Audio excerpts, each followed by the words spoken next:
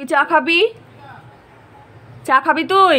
না রে, বোন বললো চা খাবে না, তো নিজের জন্যই বানাই। জিজ্ঞেস করলাম চা খাবি, তো খাবে না। 7:30 বেজে গেছে, সেই জন্য তো আমি করেছি, কারণ আমার মাথাটা প্রচণ্ড ব্যথা করছে। এই দেখো, এখানে আদা, তারপরে হচ্ছে এলাচ, একটা দুটো গোলমরিচ আর লবঙ্গ আর ছোটো মতো একটা কাঠ নিয়েছি, আর দিয়ে দিলাম 1 কাপ জল। Good evening friends, welcome back to my channel. বন্ধুরা, তোমরা সকলে কেমন আছো? আই হোপ খুব ভালো আছো। আমিও খুব ভালো আছি। তো এখন থেকে আমার ব্লগটি শুরু করলাম, তোমরা দেখতে থাকো ও সঙ্গে থাকো। আর এই চা ছাকা ছেঁকনিটা এই দেখো নিয়েছিলাম সেই দিন হচ্ছে কমলা কামিনী মেলা থেকে, দেখানো হয়নি, তো এখন চাটা ছেঁকবো, সেই জন্য তোমাদের দেখিয়েও দিলাম। আর এই দেখো আমার চা ফুটে গেছে, লাস্টে দিয়ে দিলাম 1 চামচ গুড়।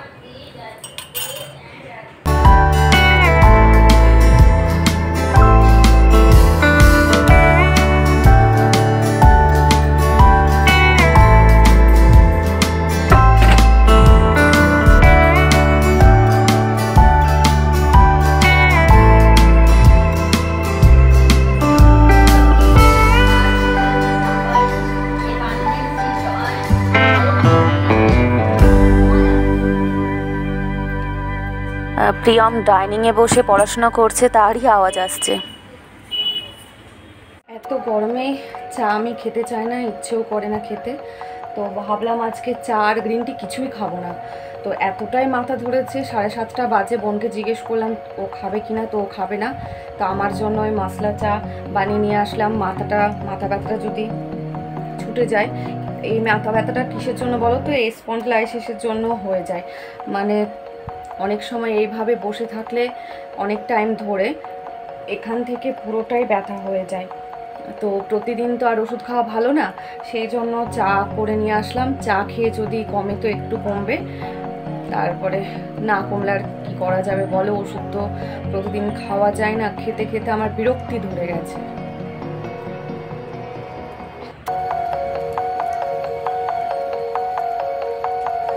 যাই হোক, এই চা খেয়ে অল্পর জন্য তো একটু রিল্যাক্স পাবো, তারপর বাকিটা পরে দেখা যাবে, পরের ব্যাপার।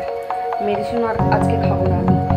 যাই হোক, এই কাপটা দেখতে পাচ্ছ, এই কাপটা আমি নিয়ে এসেছিলাম কমলা কামিনী মেলা থেকে, আর বিশেষ কিছু কিনিনি।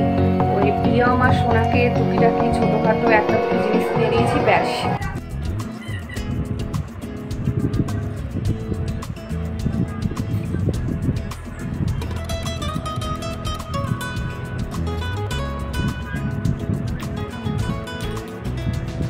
ঠান্ডা করতে দিয়েছিলাম ফ্যানের বাতাসে, ঠান্ডা হওয়ার পর খাচ্ছি।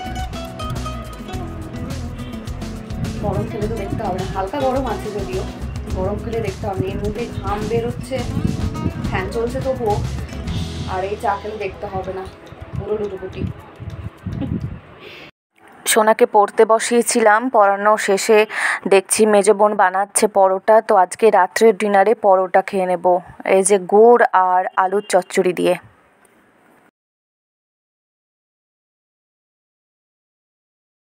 মোচার চচ্চড়ি, মোচার ঘন্ট, নাকি মোচার বড়া, নাকি মোচার ঝাল, কালকে যাই হোক একটা পদ রান্না হবে এই মোচাটা দিয়ে। এই মোচাটা নিয়েছিলাম সামনের বাজার থেকে। তো ডিনারের শেষে 2 বোনে বসে পড়েছি এই মোচাটা ছাড়াতে। কালকে দেখা যাবে কি হবে না হবে, তো সকালবেলার টাইম পাওয়া যাবে না ছাড়ানো, তো রাত্রেই ছাড়িয়ে রেখে দিচ্ছি।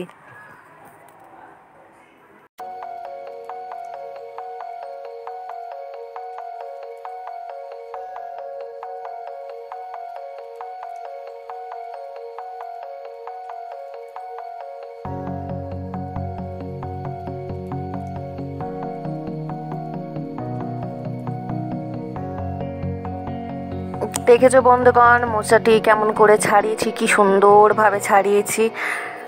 অল্প ঝরে পড়েছে, একদম যেরকম থোকা থোকা বের করেছি খোসা থেকে সেরকমভাবেই ছাড়িয়ে রেখেছি।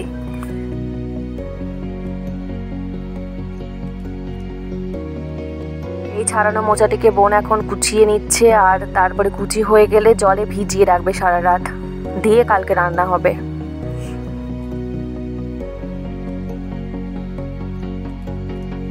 কুচানো শেষ হয়ে গেল, এখন সকলে মিলে ঘুমোতে যাব। আজকের মতো গুড নাইট। ব্লগটি কন্টিনিউ করছি। এখন সকাল, আর আজকের সকালটা যেন বড্ড সুখের সকাল। বন্ধুগণ, কেন বললাম বুঝতেই পারছো নিশ্চয়ই। কাল রাত্রে 12টার পর থেকে সারা রাত ধরে বৃষ্টি হয়েছে। আজ সকালটা যেন সকল মানুষজনের কাছে এক প্রিয় সকাল। বেশ কদিন ধরে যা গেল রোদ্রের তেজে যেন মানুষ থেকে শুরু করে জন্তু, গাছপালা, মাটি, বাতাস সব ঝলসে যাচ্ছিল। এই বৃষ্টির পরিবেশ সকলের জন্যই বেশ আরাম বা আনন্দদায়ক। সকাল সকাল পুরনো বেড কভার তুলে কাঁচা বেড কভার পেতে নিলাম। আর বালিশের কভার এই কদিন হলো পরিয়েছি, 2-3 দিন হলো, সেই জন্য আর পরালাম না। যা আছে তাই থাক, ময়লা হলে পরে কেচে নেব।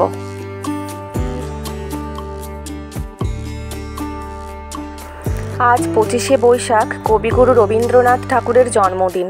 যে মানুষটির সমস্ত লেখা গান, কবিতাগুলো আমাদের প্রত্যেকের জীবনে ওতপ্রোতভাবে জড়িয়ে আছে। যে মানুষটির গান শুনলে মনে হয় এই গানটি শুধু আমার জন্যই লেখা। আমার মনের প্রতিটি কথায় প্রতিফলনই যেন তারই গানের স্বরলিপি, সুর তাল মিশ্রিত। আজ সেই মানুষটির জন্মদিন, আমাদের প্রাণের ঠাকুর রবি ঠাকুরের জন্মদিন। আমি যখন কেবলমাত্রই গান শিখতে শুরু করেছি, প্রথম স্টেজের উপরে আমার হাতে খড়ি রবীন্দ্রসঙ্গীত দিয়েই শুরু হয়েছে। যাই হোক, সকালে আমি এক মগ জল খেয়ে তারপরে ঝাড় দেওয়া হয়ে গেছে। এখন ঘরটার মুছে নিচ্ছি।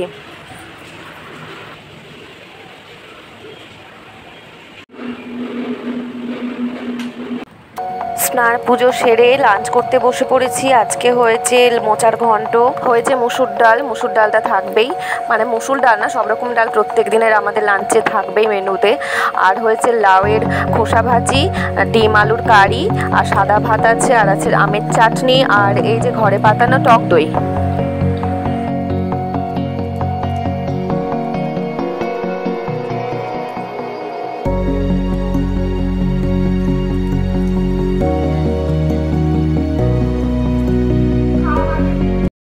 আর এই দেখো, সোনা রবি ঠাকুরের ড্রয়িং করতে বসে পড়েছে। মরিতে চাহি না আমি সুন্দর ভুবনে, মানবের মাঝে আমি বাছি বাড়ি চাই। এই সূর্য করে এই পুষ্পিত কাননে, জীবন্ত হৃদয় মাঝে যদি স্থান পাই। ধরায় প্রাণের খেলা চিরতরঙ্গিত, বিরহ মিলন কত হাসি অশ্রুময়।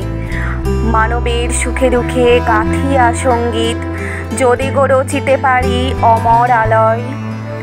তা যদি না পারি তবে বাঁচি যতকাল, তোমাদেরই মাঝখানে লোভী যেন ঠাই।